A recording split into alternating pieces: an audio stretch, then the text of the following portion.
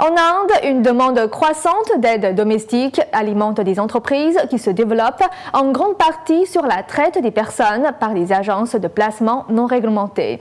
Les femmes se retrouvent pour la plupart victimes d'abus physiques et moraux. L'incroyable croissance économique indienne tout au long de ces 20 dernières années a transformé le mode de vie de nombreuses familles. Aujourd'hui, près de 30% des 1,2 milliard d'habitants du pays constituent la classe moyenne et ce nombre pourrait atteindre les 45% en 2020. Mais avec l'accession des familles à la richesse, davantage de femmes sortent pour travailler et de plus en plus de familles vivent sans aucun proche pour les aider et la demande pour des aides ménagères a complètement explosé. Le mois dernier, la police a effectué un raid dans une agence de placement d'aide ménagère dans un quartier résidentiel de New Delhi. Une vingtaine de femmes venant principalement du Bengale occidental ont été libérées.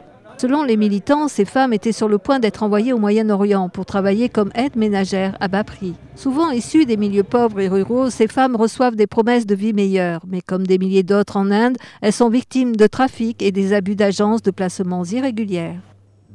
Ces aides domestiques sont comme les esclaves du XVIIIe siècle. Personne ne se soucie d'elles. Elles sont assaillies, abusées physiquement, leurs salaires sont retenus, elles ne peuvent pas parler à leurs proches au téléphone, elles ne peuvent pas les rencontrer même s'ils viennent. Telles sont les conditions de vie de ces filles. À 45 ans, Teresa a déménagé à New Delhi pour trouver un travail, dans l'espoir d'envoyer de l'argent à sa famille pauvre dans l'état de Chhattisgarh. Mes employeurs me frappaient tous les jours. Il n'y a pas un seul jour où j'y ai échappé.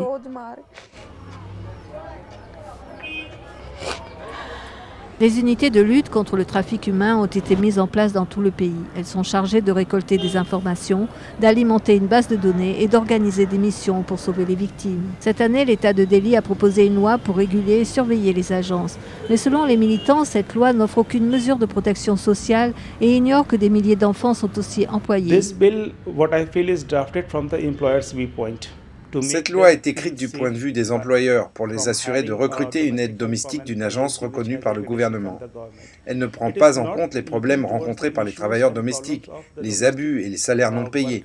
Elle ne reconnaît même pas le fait que des milliers d'enfants travaillent comme aide domestique.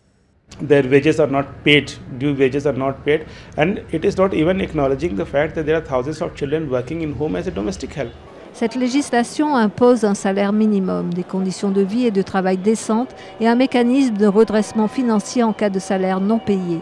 Elle impose aussi aux agences de placement de tenir des comptes de tous les travailleurs engagés qui seront soumis à l'inspection du ministère du Travail. Selon le gouvernement indien, 126 321 enfants ont été sauvés du travail domestique entre 2011 et 2012, soit une augmentation de près de 27% par rapport à 2010.